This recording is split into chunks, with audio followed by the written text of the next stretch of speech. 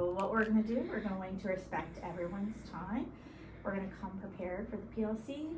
We're gonna utilize our roles to facilitate our positive communication. When we disagree, it's with ideas and not people.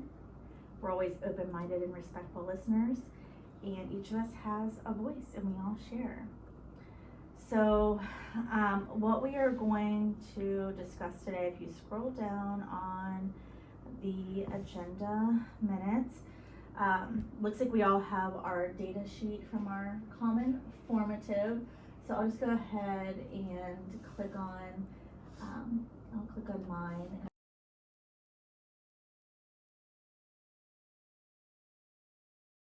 Getting the question right. How does the author use the word assaulted in paragraph 2 contribute to the understanding of Hitler's propaganda?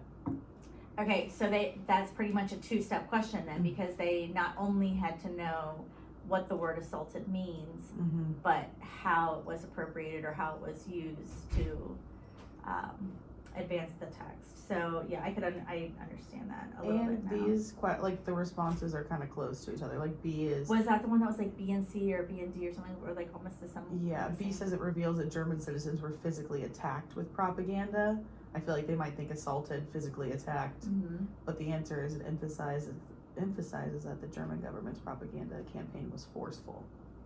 I bet you they sell physically attacked in my opinion. Physically attacked, yeah. But it's forceful. Yep, that's exactly right. It was a distractor. All right, so just going back and reviewing those distractors with them. Trying to see if, I think there was another one that was really random. It was like a 43% of the kids getting the question right down here, but it was also a supporting standard. So looking at our standards that are highlighted in yellow, our priority standards, was there anything that really stuck out to you, like, oh, why did the kids not do well on this particular question? I'm looking at, I guess, question 4 on the first passage, but I feel like they crushed question 3. They did. What is that? How does the author's discussion of North Korea's use of propaganda contribute to the development of ideas in the text? So that's an easy question. That's not an easy question.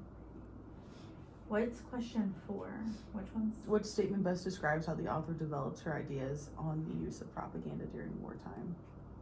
Which is so bizarre that they did not do as well on that one that they did on question 3, because it's almost, it's a very similar question. And it has the word biased in it, and I say the word bias all the time. Bias and credibility, bias and credibility, yeah. Okay.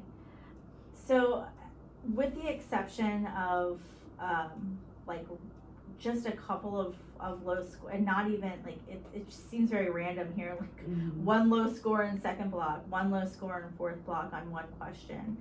And then the lower scores being on supporting standards versus priority standards. I feel like I went back, and here I'll pull this up. So what I want to point out here is, like, on most of the questions, and I can pull yours up too, Chelsea. Like, on most of the questions, we are now at, like, averaging around 70, 75 or close % of the questions, kids getting them